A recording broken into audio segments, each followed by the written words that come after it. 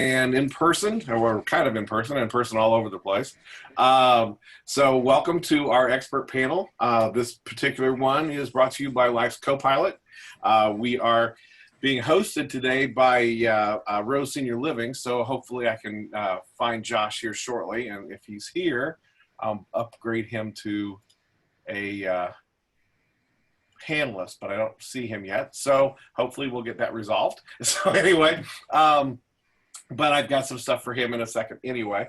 But I do want to kind of touch base, and what we're trying to talk about is, gosh, the media has been beating up senior communities pretty heavily during this whole COVID experience.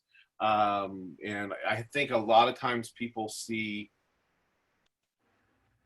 any kind of senior community, they fall under the same auspices of a nursing home, or they think of it as, they paint everything with a broad brush.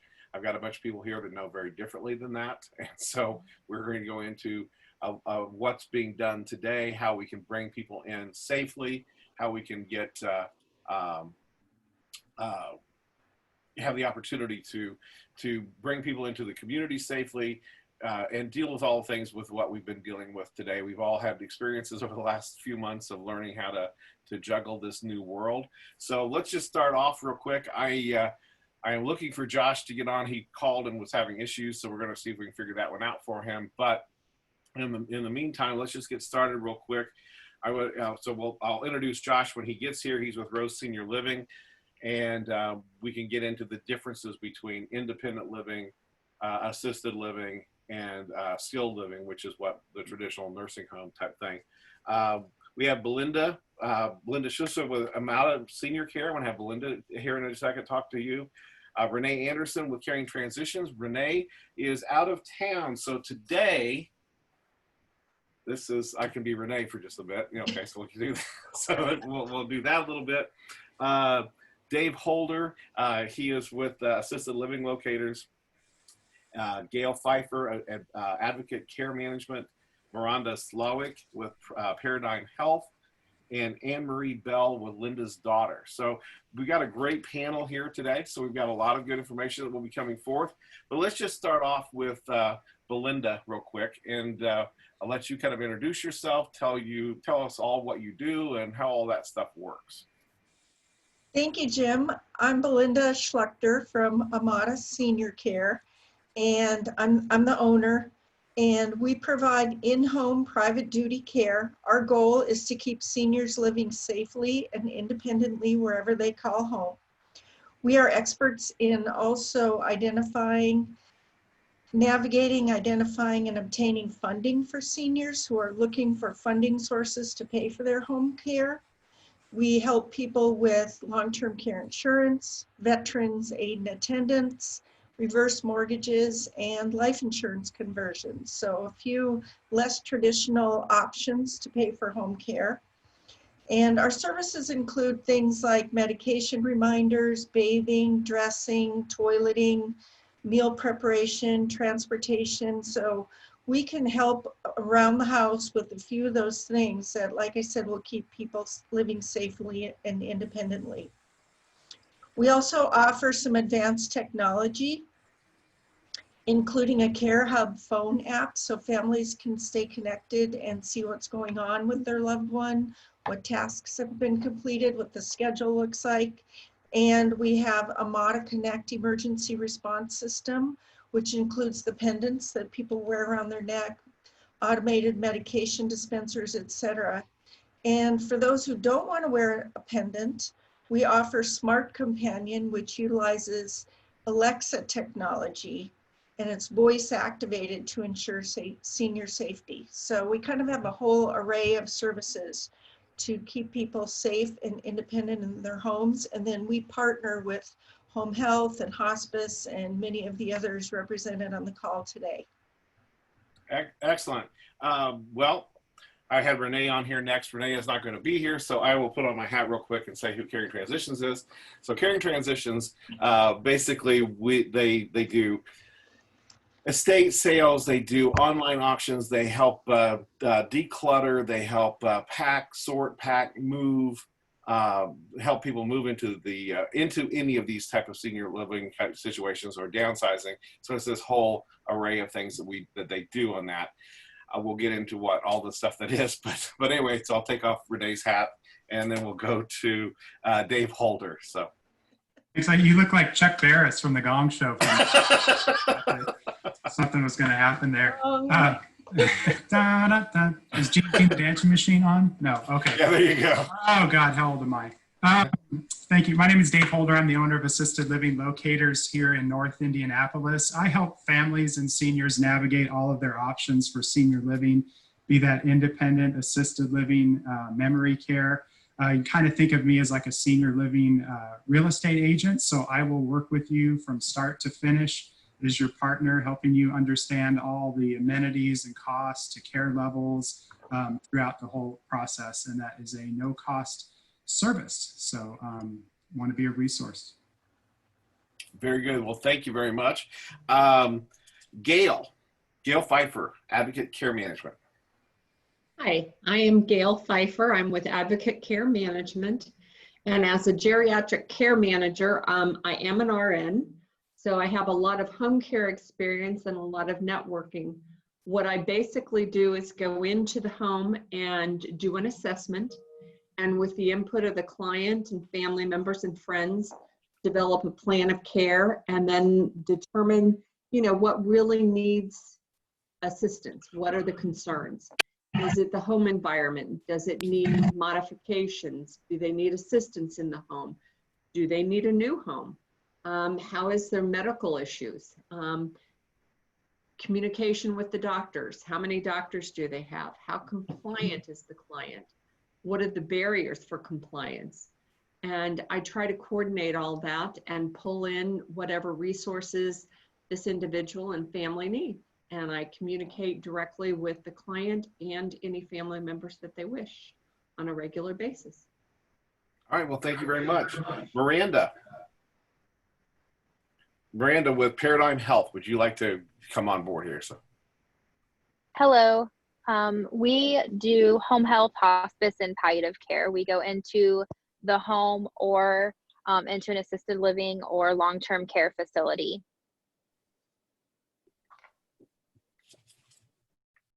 Okay. Did we lose you? Okay. Anne Marie. All right. Hey, thanks, Jim. I'm glad to be here. So Anne Marie Bell, I'm the owner of Linda's Daughter, LLC, and we are a senior downsizing service and an aging in place service. So we work with seniors and their families, whether it's a big house full of stuff and they're going to go to a smaller house, a condo, independent living, assisted living, and they have to manage the stuff. We work with them real closely on what their fears are, what their concerns are, what their goals are, what precious mementos need to be saved and maybe displayed in a different way. And then get them all set up, feeling right at home right away, and then handling all the stuff on the back end, whether it's getting it to family or charity or an auction. And then aging in place is something we added this year. And that is if somebody wants to stay in their current home, but they need modifications, like just even removing trip hazards or moving a bedroom to the first floor, things like that, we can do that as well. And that's turned out to be a great addition to what we do. Excellent. Very good. Well, Josh, we figured out our technology here. So welcome. And thank you for hosting us today. So we were going to be inside your really beautiful, lovely building, but we'll have to show that in a different way. So Josh, introduce yourself and Rose Senior Living. Yeah, thank you so much. With these times with the COVID-19, sometimes we're all we're relying on is the computer, and sometimes I'm illiterate on the computer. So, but no, I wish we could be here today in person, but thanks for coming and doing this with me today. But my name is Josh Dickey. I'm the marketing director for Rose Senior Living, and we are downtown Carmel, and we've been here for 2 years now. We have independent living, assisted living, memory care, and I think we just have an awesome team. So we love seeing all the new faces and new people coming in. Excellent. Well, before we go into conversations, I wanted to show people. Before you got here, I don't know if you were listening in or not, but I was talking about the fact that a lot of people don't really know the difference between you know, independent living, assisted living, skilled living, what have you, and that they are not all one and the same thing. And I'm going to show everybody really kind of Rose Senior Living, because frankly, to me, I feel like I'm walking into the Ironworks Hotel. So hang on a second. So I'm going to share my screen and show you guys something here real quick. And you'll recognize this family, I think. Move up to Rose Senior Living in Carmel. Your visitors will want a tour. Show them your Hoosier game room, movie theater, exercise gym, and rooftop terrace. Invite them to dine at your gourmet restaurants. Then head outside to your private fishing lake and walk to nearby shops. They'll be back, but you get to live here. A luxurious lifestyle complete with personal care and service. Move up to Rose Senior Living in the heart of Carmel. Well, very cool. So let's go back to our thing here. So thank you for sending that over to me. We couldn't be in your lovely place, but you know. No, that's absolutely no. If this gig doesn't go well for me, I think acting probably does. So. Your kids carried you through the whole thing. Oh, absolutely, absolutely.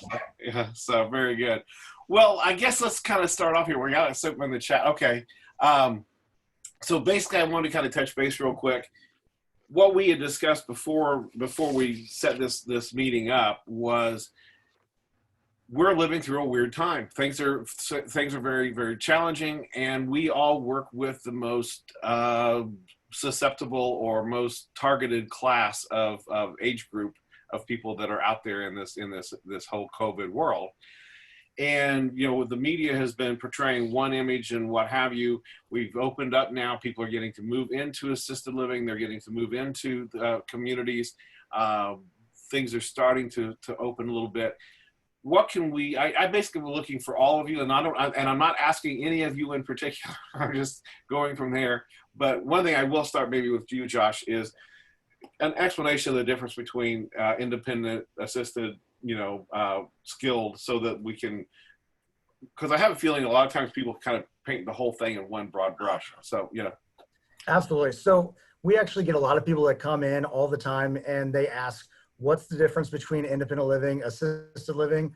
We also have a lot of families that come in that they don't even know anything. It's just, this is the first time they've ever been looking, so they don't even know, what to ask. And I think, with Dave, I think that's a really good thing that you always kind of help those people along too. But I think the biggest thing is the care. Independent living, we can't really provide care. I mean, no one can in independent living. And I think sometimes they get that misconstrued with other buildings. Oh, well, you can do care for some parts of the care for independent living, but unfortunately they cannot. Now for us, for example, independent living, we can still do all the meals. We are doing the transportation, all the utilities, everything's provided for you. But if something happens, the only thing you can do in independent living for us is call 911.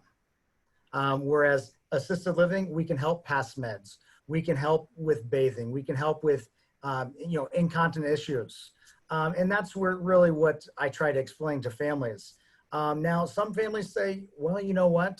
What if we want mom to still stay in that independent living setting because she wants a 2-bedroom, 2-bath? Well, that's fine, but what are you going to do on the times that, we can't help mom? And that's when we really say, well, Belinda at Amada or somebody can help you with those types of needs. But it can get frustrating sometimes because some people just think, well, independent living will do everything for me, and then but we can't. Okay, very good.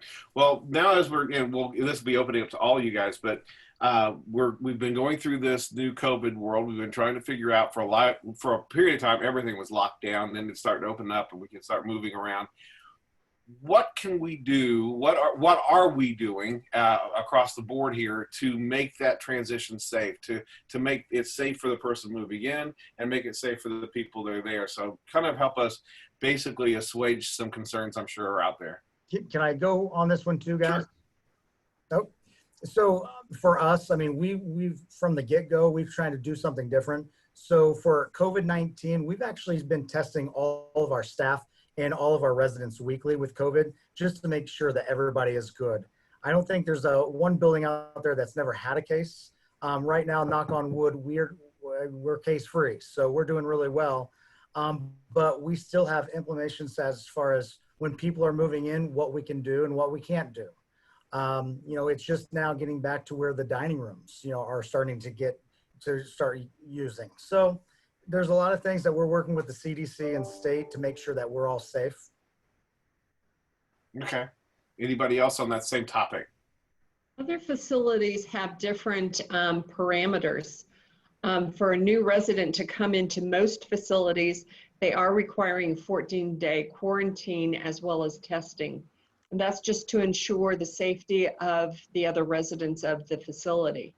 Most people, it's an adjustment, and they honestly use it as a time to decorate and do their apartment the way they like it. They understand it, and they have coped well with it. But most places do have a 14-day self-quarantine, and meals are provided, and they look after them that way, just to make sure that they are not COVID positive and contagious. And if we're going in to help people in communities, which we're doing quite a bit, we make sure that our caregivers are not running fevers or have any signs or symptoms of COVID, that they've not been exposed to COVID, and then we require that they wear gloves and N95 masks to protect our clients. So it gives family members a lot of reassurance that they are protected from exposure to our caregivers. And I'll add here one of the ways that we've risen to the challenge, because I think in March we're all kind of flat-footed, like, oh my gosh, what are we going to do? Is invested in some PPE, have taken extensive trainings, and have gotten COVID-19 safety certified. So we all know exactly how to conduct ourselves if we were in a community moving someone, or in a client's home packing things up, for example. It's just a lot of training and awareness, and listening to experts. Dave, you're the one that's going to all kinds of different communities, so. Well, yeah, and they've kind of, I haven't visited a lot of them, but just kind of what Gail was saying, that a lot of, they're all different, and they're all starting to do that rollout now. I think where I kind of help the families understand where the community's been at with COVID, what is their process for the next phase, what are they looking at, and what is life like, being in that community, and how they're helping the seniors cope with that. I think it's just creating some clarity for them, so they can feel confident with the next move for their loved one. Okay, very good. I was going to say, let me put my hat on for a second real quick so I could be Renee again. One of the in your chair. Spin around. I need a long blonde wig too. That would help too. But but in fact, I may have one somewhere. But anyway, so but basically, one of the things that happened with us is with Caring Transitions is one of the challenges is people couldn't do estate sales anymore during that time frame. So we end up renting a warehouse and storing the furniture to do a future estate sale, so that people could still get out of the house, get it sold, get their proceeds they needed. And next month, by the way, if you're looking for a big sale, we're having a big sale next month. Oh my God, this place is packed. So it's going to be quite, I was in it last Friday and could not believe how much stuff that was in there now. Anyway, so it's a 52 by 70 barn that there's not room to walk through anymore. So, or warehouse. But anyway, so that was one of the things we did so we could still help people keep doing things when they couldn't do it otherwise. Again, we're working with the different communities, how they want. Some of them we've done the move-ins where we've come in, cleaned the materials and disinfected them at the door, and then the staff take them from the door to the rooms. So it's whatever we work with. Per client, per community, what their rules are. So now I can take my hat back off. So okay. So how should we prepare for a move during this time, Gail? What would be the things that someone would be? Their situations come up. Mom, dad, somebody needs to make a change. That's for their safety. But then they're concerned about all this stuff. What should we do to address this, and how do we get this thing going at this point? I actually had a situation like this. I had a lady with dementia that was having 24-hour care in her home because of the dementia, and it was exhausting her funds. So we located a facility. They were happy with the facility. We made sure all of the requirements, you know, the physical, the x-rays, the COVID testing were all done. We found out their situation. They had a positive test, so the move was actually delayed a month. Then when we actually made the move, their requirement was that all furniture be placed in their storage area for 14 days. And our client had to live in a model room during that time using their furniture. So you have to be flexible, and you have to understand, and you have to educate them. Okay, these are the parameters. This is what may occur. You need to kind of roll with the punches and see how we can do it. Normally, when I have a demented client moving into a facility and they have private duty, I like the private duty to continue so that the person with memory issues has some familiarity, and it helps the transition. They were not allowed at all. Family was left at the door. Furniture was left in storage. This poor lady had to adjust to new people, new environment, new furniture. It was not ideal, but you have to educate people. What are the alternatives? And unfortunately, with dementia, money gets exhausted quickly. Anybody else want to weigh in on that one? You know, I'll say that in the last couple of months, when communities weren't taking new people unless it was a crisis situation, I looked at that as, and I expressed it to my clients, that time is a gift, because now you can slow roll your purging and your sorting. It's not such a panic, right? And so we spent a lot of months purging and sorting, 2 hours a day, 2 hours a week for a move this summer. And I think that was actually a blessing for the family, rather than hurry up, get it done. It was, well, we're going to make some lemonade out of these lemons, right? And it worked out pretty well. For us, really, the communication really has been huge. So we feel that the communication has been double the amount through the COVID process than it has typically, because it's harder, because we are doing Zoom or FaceTime for showing people the apartments, or and talking about the rules and the regulations that we have with CDC. So I feel like typically, we're doing a lot more now than we ever have. Very good. What safety expectations should we have for the community? And anyone can answer this. My expectation is communication, like Josh was saying. I want to know, honestly, how the community is doing. If they have positive employees, if they have positive residents, what steps they're taking with that, and how they're improving. Initially, that was very secretive and very difficult, and the network got information and it was scuttlebutt. But now, finally, the state has required communication and required emails to family, and all of my families are sharing that with each other and sharing that with their communities, and it gives a sense of relief to have, honestly, okay, at one point we had 33 people in this building, but it was a huge community. And today they're celebrating the last person tested negative finally, so they're at 0. But, communication on what they're doing, what steps, what people, is it a resident? Which area of the facility is that resident? How many staff people, what measures they've taken with tracing the exposure of that staff person, what equipment they have, what their cleaning routines are. How often do they clean doors? How often do they, provide activities? I've got a daughter in a facility where it's a nursing home.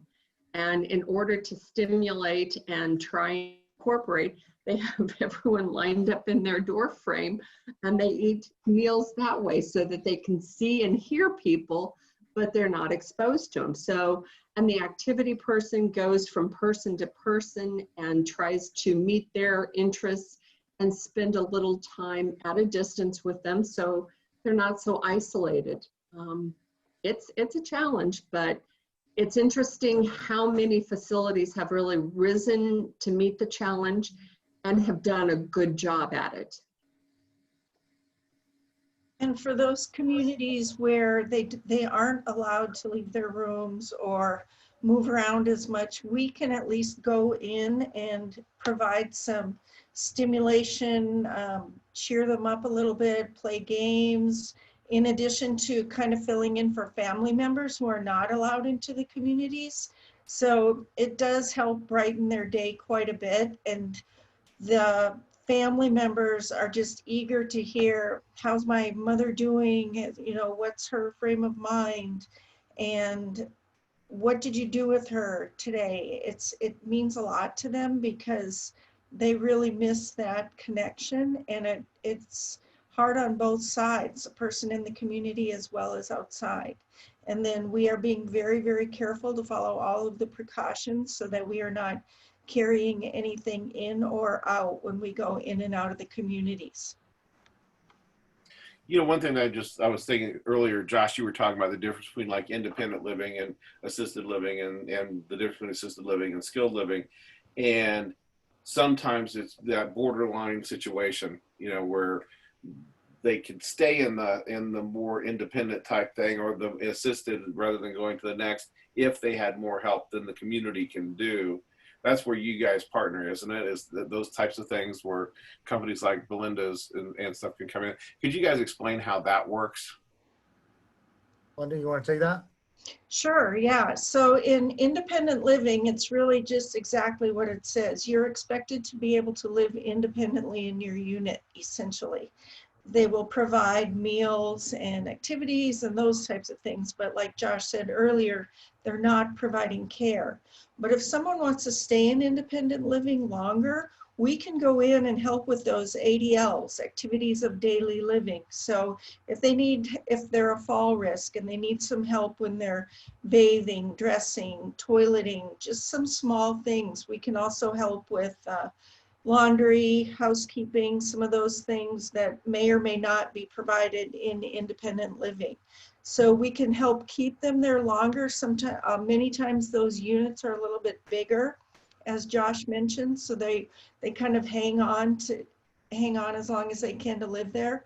But even if they move to assisted living where they're getting care, they might have a nurse providing meds, somebody checking in on them throughout the day, and have a nurse available, we can still come in and supplement that care because there are usually a few residents who need more care than what the staff is equipped to provide. You know, they may need something, you know, every hour or continuously throughout the day. So that's where we partner with Josh and his staff to provide the right combination of care so that we can keep everybody happy. And the other thing, Jim, too, that we get a lot of is if people come into independent living, but mom and dad have the long-term care insurance, and they say, well, we want them to use long-term care insurance. Well, independent living, you cannot. So it's like, well, let's push you over here to assisted living where we can still provide the assistance, and now you can start using that long-term care insurance. Okay, well, that's very good. Well, and again, anybody that wants to weigh in on all these, just jump in too, so that way I know what's going on. So and they can use long-term care insurance for our services, whether it's independent living or assisted living as well, just as an add-on to Josh's comment.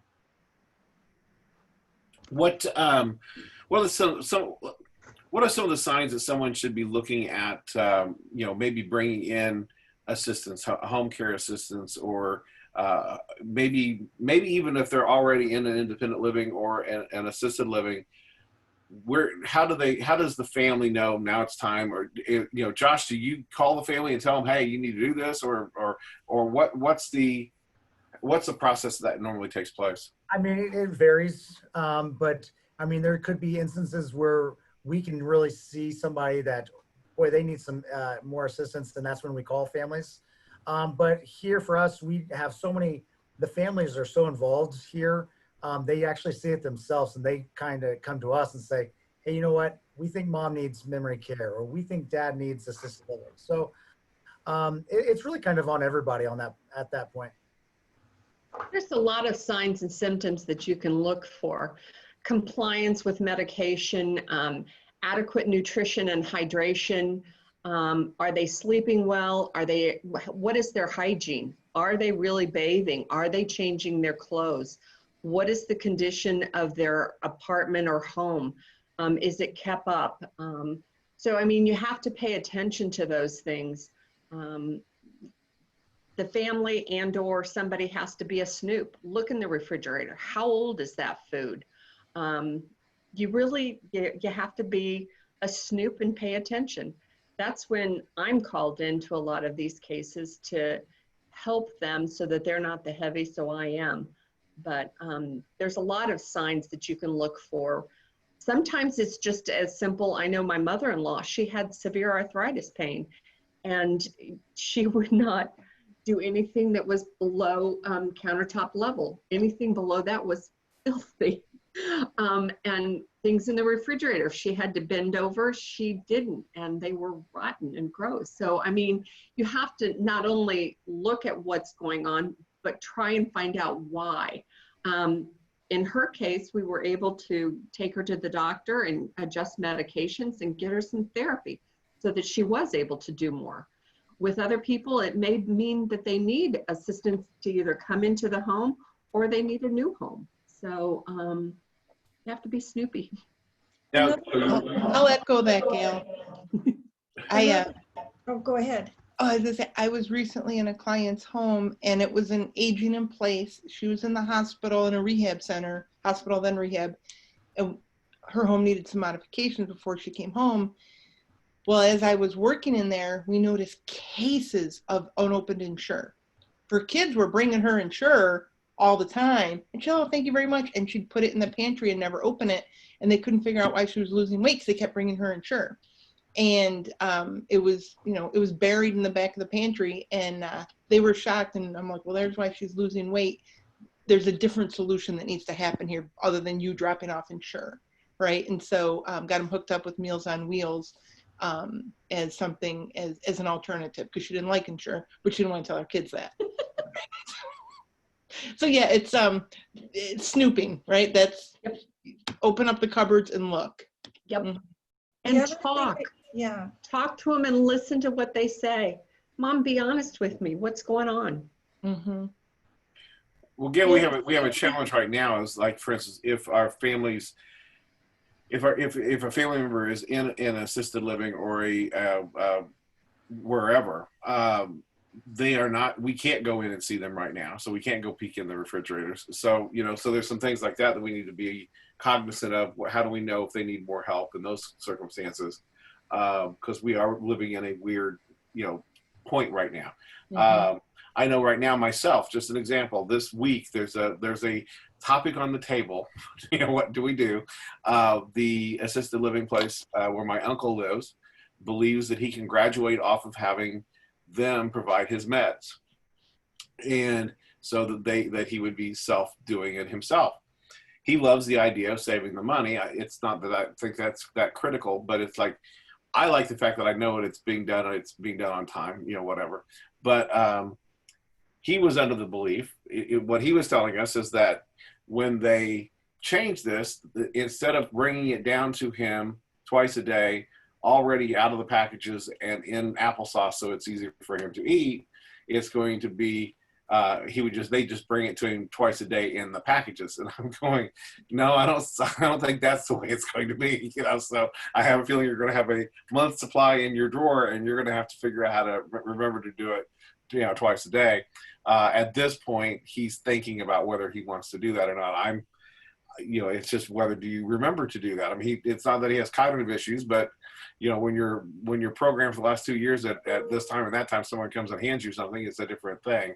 So those kind of things are going on, whether we can be in the doors or not. How do we, Dave, you're constantly going around with people and you're helping to bring people in. Another concern I have, and I'm throwing these out there for you guys to talk about, is I know for a fact, because I made the mistake of not understanding this once and had to deal with the consequences, moving a senior particularly that's been living in the same community or the same house for decades and moving them to another house, they say is as emotionally traumatic as a death in the immediate family. Okay. Mm-hmm. So now we're in this weird circumstance where we move them to a place and then they get, cloistered away for 14 days in a room by themselves where they don't get to get the social interaction, which is one of the benefits of living into that neighborhood, is to have the social interaction and not be so isolated and not so alone. How do we do that, guys? I mean, you guys, all of you do different parts of that process. How do we do that? And I don't have an answer here. I know we're involved in it too, but we're trying to, how do you make that transition as smooth and not as isolating in such a traumatic moment? Josh, I'm gonna throw it to you because it's in your backyard right now, and then it goes to everybody. Oh, geez. Well, I mean, there's so many answers to that because it just kind of depends on the person. We have some people that move in and say, I just want to stay in my room and I don't care about the social aspect. But then on the retrospect, we have so many people that come here because, I want mom to have, friends and things to do. So for us, we're blessed that we have so much space at our building, so we can still go up to the rooftop terrace and have wine, and people can still keep that social distancing while we're still in this COVID time. But like you're saying, it's hard. There's really no good answer. I mean, honestly, how you can make more social interaction without getting people, at risk for COVID. Well, I think with that, you have to communicate that it's short term and that the doors will open up. The 14 days is just an adjustment. With the medication issue, there's a lot of things that can be done. I would transition. With seniors, independence is all they want. They want to be independent. They want to have a purpose. So if he really wants to do his medication and he really can, I would transition him. Use a pharmacy that it's prepackaged. I have clients where they have a smartphone and they show themselves taking it to a family member. I have another family member where they have a checklist where they check off taking their medications in the morning, taking their medications at noon, taking them at night. And then they give those medications to the receptionist. The son comes and picks them up once a week. So there's ways to incorporate allowing him to do it, saving money, but more importantly, building his self-esteem and his independence. But you have to say, okay, we're going to do this for a week, see how you do. And these are the things that we have to meet. And then each week extend it more and more until he gains the independence, whether it's filling a pill box with the nurse of the facility and then doing it on his own, or doing a pharmacy that prepackages each dose. There's options. Yeah, the pharmacies can actually package it so that there's a package with all the pills that need to be taken at that time of the day. And that's how it comes packaged, Jim, which is really helpful. Yeah, and Gail's mentioned it a couple of times, just the communication within the community. And I think that's where I can, force those conversations to happen. I've got a family that mom is coming from out of state to move here. So we're not only looking for a community that's going to fit location-wise and the amenities, but also mom personally, where she's at and her progression with the dementia. We can't put her in a very low functioning community where that's going to be even more stressful for her. So we're trying to not only peel back all those layers, but I said to the family today, part of the decision that we need to make is, who do you feel comfortable with? Because we know there's going to be bumps. Who do you feel like you have a good rapport, that you can manage this and have follow-up questions, and they're going to work with you and you can work with them as we transition, Mom, because we know it's going to be bumpy, but we just want to make it as smooth as possible. So that's all part of what needs to be brought to the table. I think that's good advice, Dave. No, thanks. To expect bumps, right? If you Yeah. expect smooth sailing, you're probably going to be disappointed. Absolutely. Mhm. It's reality. Mm-hmm. And especially today, I mean, you know, what we've all thought we knew how to do, we had to relearn how to do, in, you know, in the last couple Right. of months. So yeah, so Right. Yeah. so that makes more bumpy waters at times. But I think that a lot of times we've learned some better practices that we may never have learned, you know, had we hadn't gone through it. So so what I guess we've been talking about this. What when we're going through this, I know that, and maybe Josh, I'm going to be picking on you, but I mean, and Dave, you're dealing with a lot of these people as well. But what changes do we see in the loved ones' daily activities? What kind of things should we expect to see? How do we, you know, as we're coming out of this, I'm sure we're going to get more and more. I know that we're getting notifications from my mom's place and from my uncle's place that they are now doing family visits outside during certain time frames and what have you. So unfortunately for us, they're always in time frames that we're both at work. You know, but you know, that's something else we have to figure out. But so where are we going with this whole process? Gosh, it changes what, day by day now? Yeah. So you just never know. Like right now we're at the same spot. So we are allowing families to come in on the outdoor spaces. And again, it's those time frames. Now, that's more so for like the memory care and assisted living, because our independent living people are going out and doing what they want. But CDC is also saying, if you guys are going out to the doctors, or if you're going out here, they're recommending those 3 days in isolation now. So it's just a tough time. But we try to make the best of what we can do. And you know, just this past weekend, we had the Father's Day event. So we did things for the Father's Day, and we went around and passed out things, and families got to come in to see Dad. So we just try to make the best of times as much as we can. Well, I know that, you know, let me put my Renee hat on for a second. But on Monday, we're going in to we have a client that she moved from independent living to assisted living. So she's going to a smaller type thing. And so a lot of her furniture is not going to go with her. So we're going in on Monday to remove that and then take it to the sale. You know, so obviously we're not going to do a sale inside this community, but we're taking it over to the facility for the sale.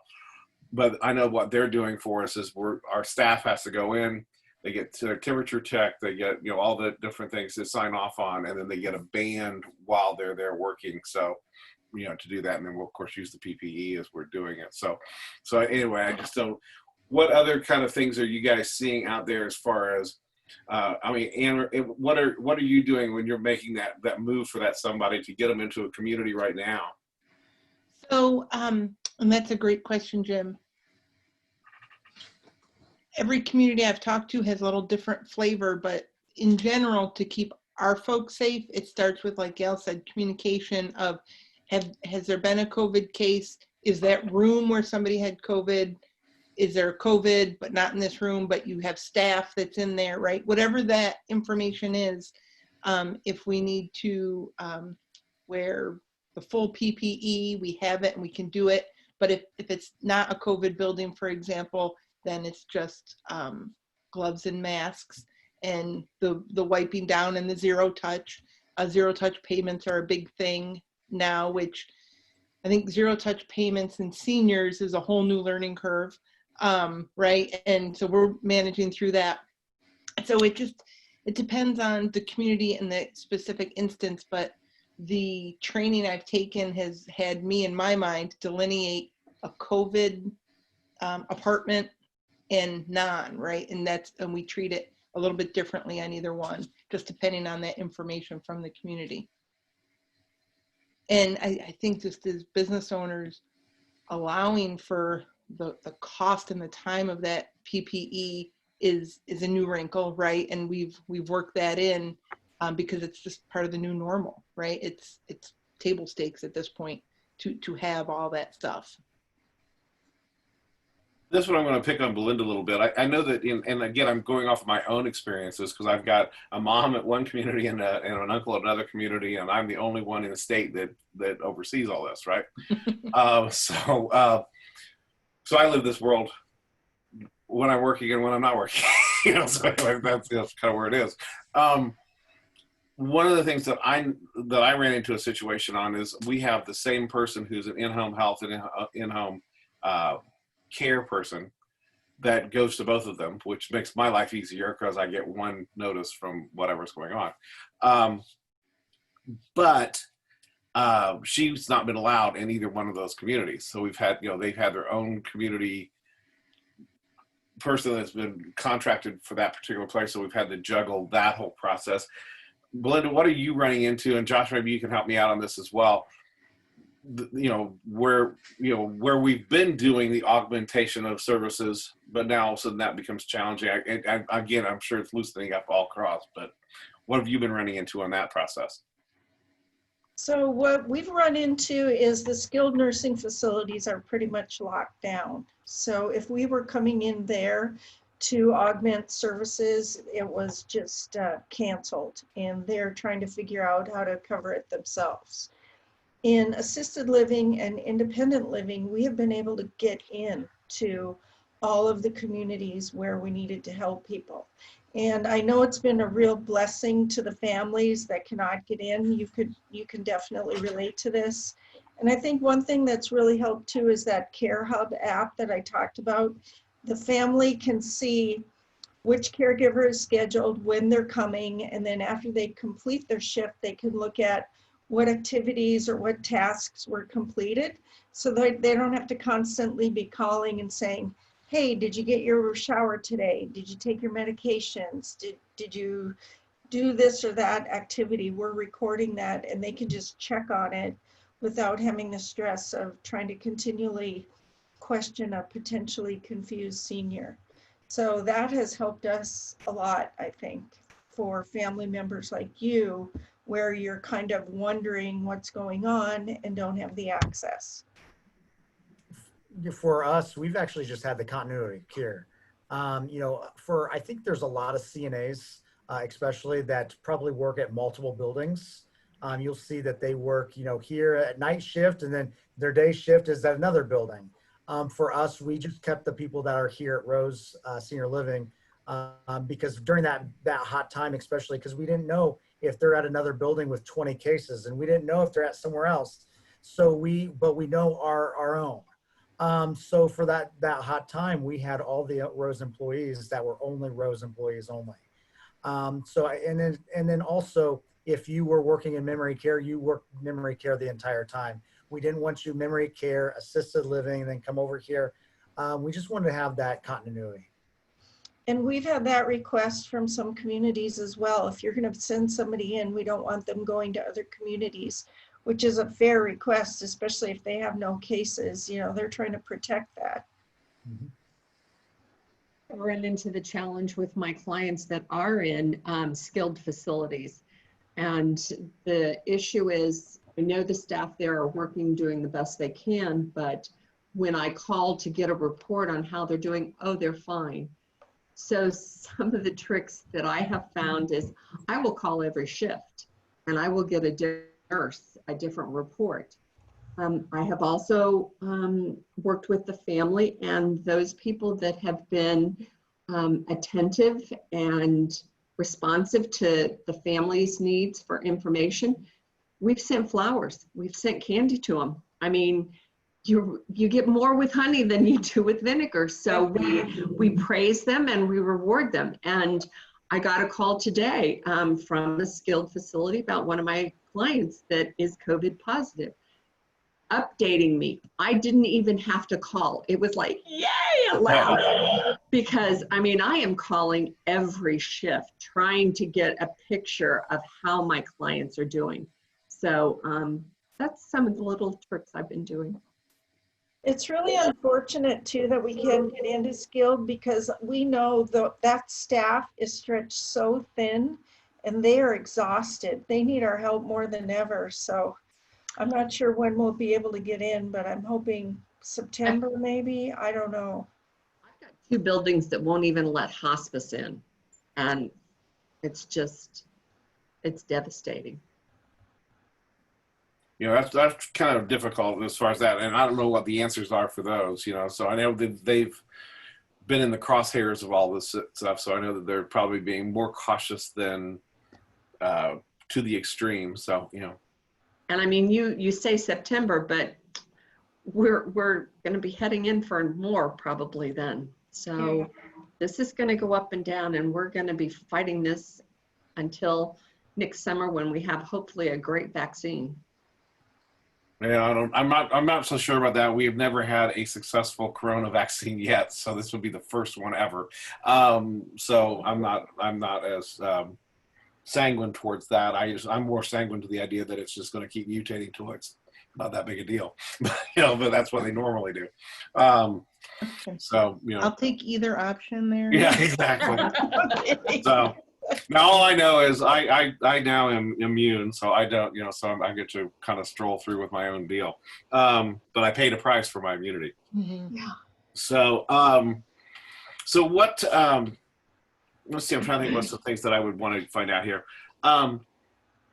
Dave, I want to kind of pick on you for a second, because I don't think a lot of people really understand what you do. I know that I was like, you mean people do such things like that and I don't have to do it myself? I know that you go out and you take a family and then try to tailor make them towards their, I don't want to put words in your mouth, but you help them with their finances, their geographic, their need base, and help them marry to the right community. What are you doing in this process? Because I know you're sitting down with people right now that have got to be scared about this. How are you walking them through that whole process? Yeah, I think you captured it pretty well. I mean, I think the easiest parallel is like a real estate agent is what I'm doing. We're looking at the obvious from location to amenities, but we're also talking about care levels, long-term plans. And then I really want to make them as educated as I can in a short amount of time as I can, that they understand the big picture, what are the long-term goals, what their costs are going to be, and what each community has to offer. So when I learn all of that, I make recommendations. I like to keep it at 3 and set that up. And then the next phase is the touring. And like you said, it's been virtual at this point. So it's just getting to know the family, what their concerns are, and honestly sharing that with the community too. So Josh, for example, knows what this family needs and make sure that we can deliver on those plans for them. I organize all those notes. I like to take those notes for them. I have a little special spreadsheet that I do. And then the last phase will be sharing all of that with them and just talking it through. I'm not really there to say, hey, A is better than B, but C is the best. I want to talk through all of those options. I want to be that empathetic hug, but also kind of poke them with a stick a little bit to challenge them. Quit talking about happy hour, Morty. Mom doesn't think. Why are we going there? Whatever that is. So I want to be that resource and help them in any way that I can to point them in the right direction. And that's what changes are you seeing now with this? I'm sure that there's the families or the clients are concerned. Are you helping them? Do you feel like you've been able to convince them that all the people in line have figured this thing out enough to make this safe? Or I don't know that convincing them, but it's also just bringing to light like what the community has done. Have they had COVID? What is their process? And you know what? It might come back. Are you ready for that? And I've had a couple families that have said, no, we're not ready for that. We're going to wait. And so that's okay too. The other side of that is I think on the assisted living side, I think they're doing an extraordinary job of cleaning and trying to keep all the factors down as much as they can. Now, I do ask, are people coming in and out of your house? Maybe they might be safer in assisted living. I don't know. But, I just I want them to go into it with eyes wide open and understanding that. So it's just a lot of scenarios, but like I said, just opening their eyes to the reality of what it's going to be like for the next few months. Gail, you've got another job that most people don't know, that there are people that do what you do. The best way my brain understands what you do is you're a general contractor that makes sure that all the building goes up in the right place or whatever. So I want you know, I'll let you explain what that really is to people, because I don't think people know what a geriatric care manager is. But additionally, how are you helping prepare people? Well, I coordinate the care. So if a client has, private duty involved, or if we are planning a move, I work with those agencies and make sure that the client's needs are met. And is the staff doing what they should be doing? Or are they on their phone too much? Or are they not showing up on time? Or has the company with the move not listened and understood what's important? Or I take them to the doctor's appointment. As a nurse, I make sure the physician is aware of what's actually going on in the home, and make sure that the family is aware what the doctor's recommendations are. There have been times where you get a senior and they have had 6, 7 specialists, and by that time, they need to have a primary doctor that really encompasses and takes a hold of things. And you get too many specialists, it's confusing, it's overwhelming. So we whittle down the doctors. Do you really need to see, a neurologist? You've had this disease for years. There's been no change in medication for over 3 years. Maybe we'll have the primary doctor oversee it, and if need be, call on the neurologist as needed. So kind of condense, oversee, make sure things are followed. And if the client can't comply with the physician's recommendations, what's behind it? Is it cost? Is it the medication tastes terrible? I have got a client that just won't take a certain medicine. So, she doesn't want to admit it, but making sure the doctor's aware there are other medications we can work with. So I try to coordinate the care.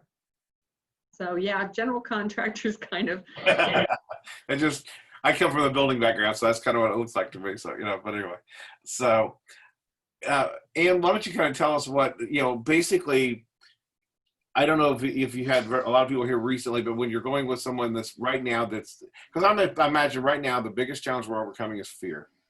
Mm-hmm. Okay.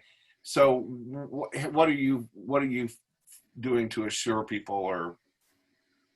Well, I always believe the power is in a good story, right? Because people want to relate to somebody like them.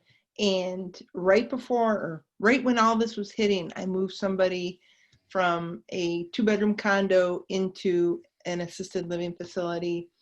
And it was 3rd week of March. So it was right before, we heard scuttling and then hit the brick wall, and checked in on her every couple days. And it was hard at first for her and for me, because I helped her move, and all of a sudden she's like, I'm locked in my room. Oh no, I should have stayed in my condo. But what she learned was she was better there, because in her condo, she would have been truly alone. And she hasn't had any kids in the area at all. They all live all across the country. What she found was, in the community, even though she wasn't eyeball to eyeball with people, there was staff members coming every day. They had contests for all the residents to do how long it take them to do a Sudoku or stretching exercises or an ice cream cart. And those things became very important to her and a lifeline for her. And so I think when you think about the fear, a change is scary enough, but change when there's a lot of uncontrollables is even petrifying. But if you look for the opportunities, they're there, right? So to go from being alone in a house to being in a room in a community, there's some wins there, right? And I think when I have shared that story, it resonates with people, right? Because they know they're truly alone in a house, whereas in a community, there's help right down the hall, or there's people right down the hall. And that's been pretty meaningful to people. And I think they see the care that the communities take with keeping things clean and safe and masks on and all that. So it's it was, for the resident I moved, she went from petrified and sad to very thankful in about 2 weeks time. Very good. Mm-hmm. Linda, you have something as far as the same kind of a thing, or? In terms of reducing anxiety, yeah. I read into it a little bit, and some of the things I found for recommendations are limit news intake to sources that are actually providing new information, because if you're watching the same news over and over, it actually increases your anxiety. Another thing is, and I think this one's really important, be careful enough to be safe by following precautions, but resist overdoing it. Some people, I mean, they're ruining their own lives because they're so worried and they can't even allow themselves to relax. Nobody's going to be able to guarantee 100% safety. So just trying to know that trying to do so can, again, contribute to your anxiety.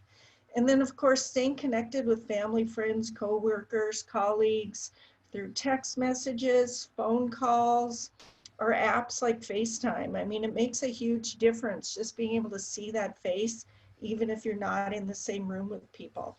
And then by maintaining relationships and social support, that goes a long way toward combating anxiety, especially when you're quarantining and social distancing. Another idea is take a break from your screen. People are just, on their screens continually and checking social media and not ever taking a chance to relax. And that contributes to less physical activity, which is not good. Moving around and getting some exercise is always good. And then finally, instead of focusing on what you don't know or what could happen, which you can eat yourself alive doing that, focus on what you do know and try to relax. And then finally, people just need to take care of themselves.